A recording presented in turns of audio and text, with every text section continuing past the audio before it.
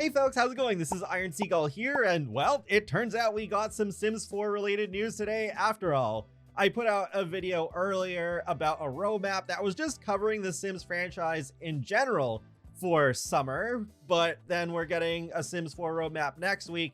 And then today we ended up getting a new update that also is getting the game ready for a new event that starts in about a month. So without further ado, let's get into the patch notes and then we'll talk about the event. Turns out there is more to this update than I expected. So we have a toggleable on-screen guide for new players to access through the Emily guidance to quickly reference game controls. I was curious to see what exactly this looked like. So I went into my game, and once I loaded into a lot, this overlay appeared in the top right corner. It does move a bit if you have the notifications menu open, but it does change dynamically whether you're in live mode or build mode. The overlay does not appear while in map view or create a sim. Thankfully, for those of us who don't want this, we can disable this overlay. So go into the tutorials and tips section of the options menu and uncheck the enable help center icon and controls legend checkbox, and then it will go away. There is another way to get rid of this though, if you still want the help center enabled.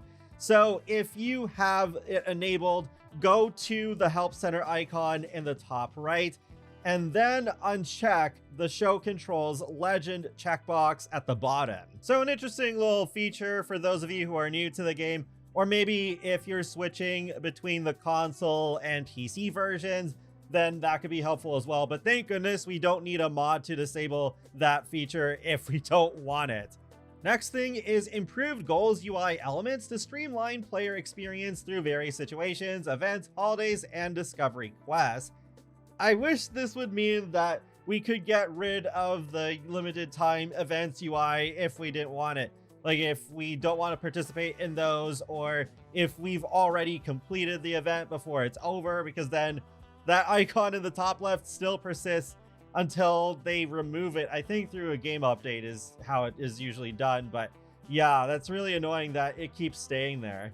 But I doubt this changes that. So for the bug fixes and updates, we got performance updates. In this patch, we've made several optimizations to enhance your gameplay experience. Improved lot loading times by up to 10%, increased frame rates with up to 22 FPS gain in laptop mode, enhanced performance on consoles and PC with smoother graphics, streamlined game elements saving over 18 megabytes in memory usage for improved performance, optimized game processing for faster load times, threaded rendering improvements for better gameplay, and fixed graphical bugs for a more stable visual experience. That's great. I'm surprised this did not show up in the laundry list last week. Going purely off memory, I think in an unmodded game on my computer, lots would take 7 seconds to load, and now they take 5.5. So yeah, just a nice little improvement. There's only one bug fix for the base game. Fix an issue that allowed Sims with a kleptomaniac trait to steal high-value items when their mischief skill was lower than required.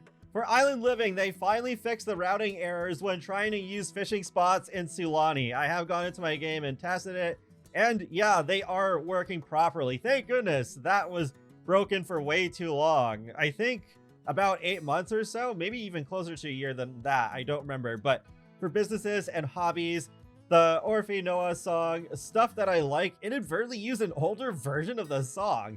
This has been updated to use the correct final version. For Sleek Bathroom, the Throne of Stone toilet's backplate is now properly hidden when placed against the wall. The All of You Forever plant now shows correct visibility when rotated. The Wave Goodbye privacy screen now shows swatches on all glasses. Rock solid faux walls can now be placed side by side. For Sweet Allure, the color of the tights will remain consistent regardless of the skin tone of the sim wearing them. Fixed visual glitch on the backs of Sim's legs when wearing the skirt. Fingernails no longer clip into a Sim's finger when wearing the layered sweater. And fixed armpit indent/clipping issue seen on masculine frames in the blazer. That's it for the patch notes. So that is nice. We have the overlay for the controls if we want it. Then they finally fixed the Sulani fishing spots. But while not surprising, it is still disappointing that there's still no fix for indoor weather or the save corruption. Now for the next limited time event. Yep, those aren't going anywhere. Really wish they would stop doing these. Keep those limited to the mobile games. But we got this Nature's Calling event. So just for logging in, there is one reward that you get, which is a new woodworking table. But then for the rest of the items, you still have to do quests in order to get them. So in week 1, there's a pair of sunglasses and a new wallpaper. You'll also earn the first magazine in the collection, which is Touch Grass Weekly, issue number 1.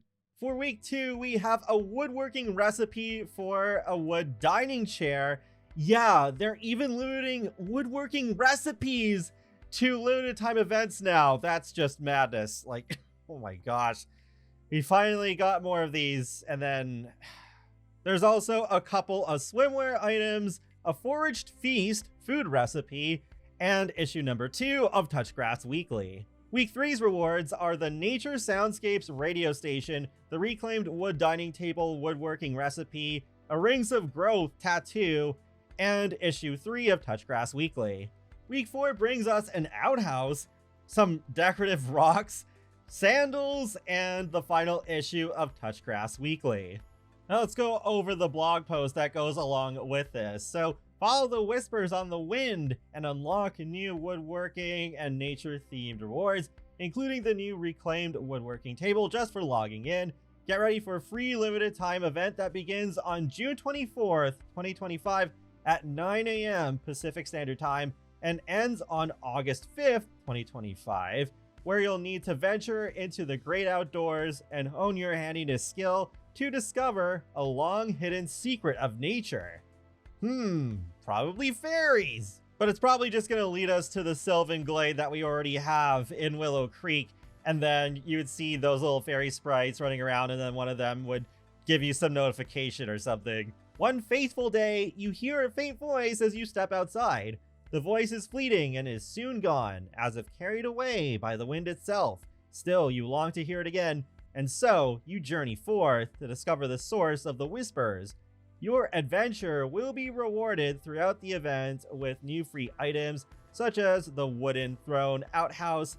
This new off-the-grid toilet can be the perfect place for Sims to handle their business out of doors, or even a little spot for a little restroom rendezvous.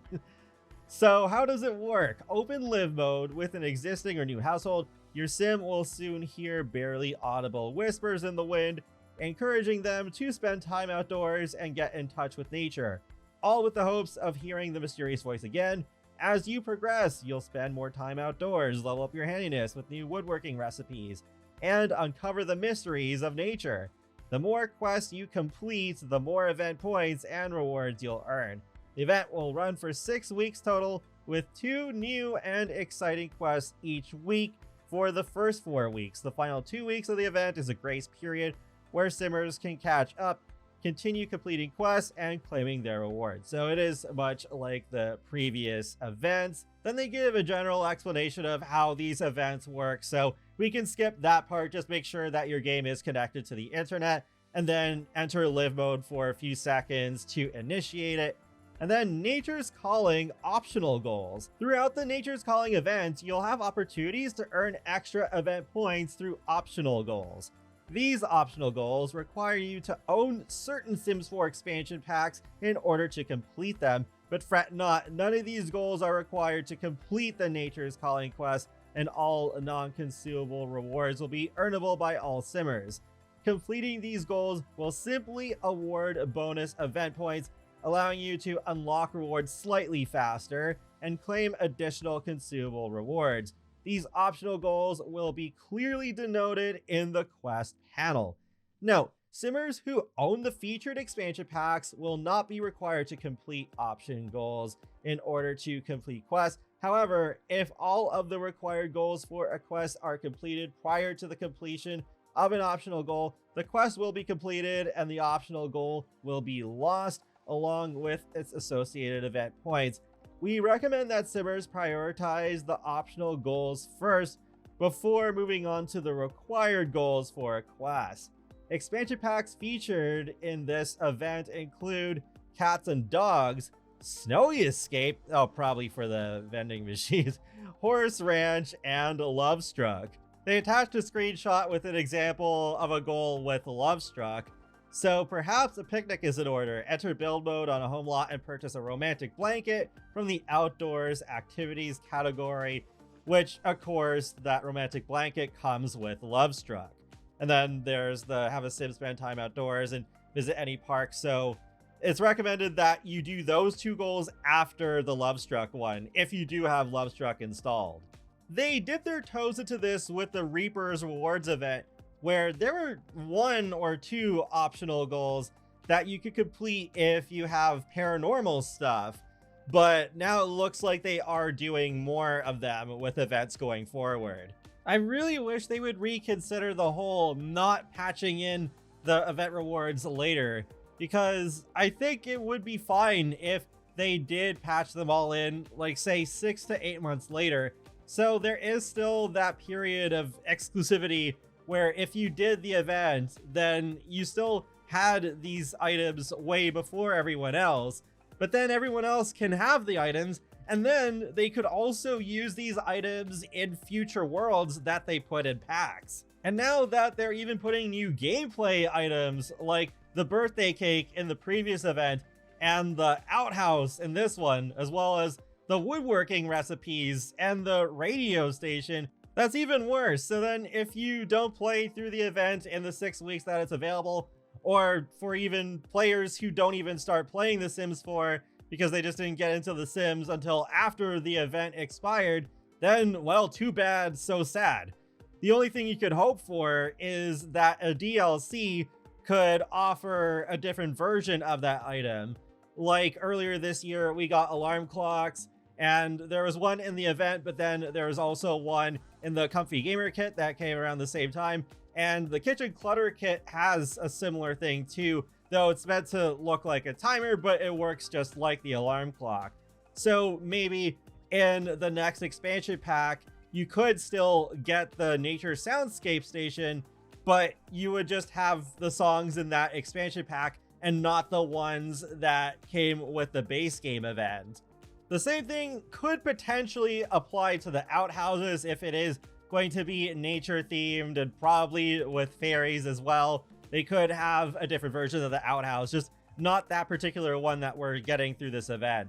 But I still think it's pretty annoying. But I guess since we are getting woodworking recipes with the event, that does open the door for us to get even more in the future. Like, I would say there's a pretty good chance that we would get some different ones in whatever the expansion pack is, whether it's Enchanted by Nature or just some other name. Well, it was a good thing I looked at the Sims official Discord before I wrapped up this video, because I don't know why they weren't also posted in the patch notes, but they have raised the requirements for the Mac OS version specifically. The Windows requirements are still the same as they were.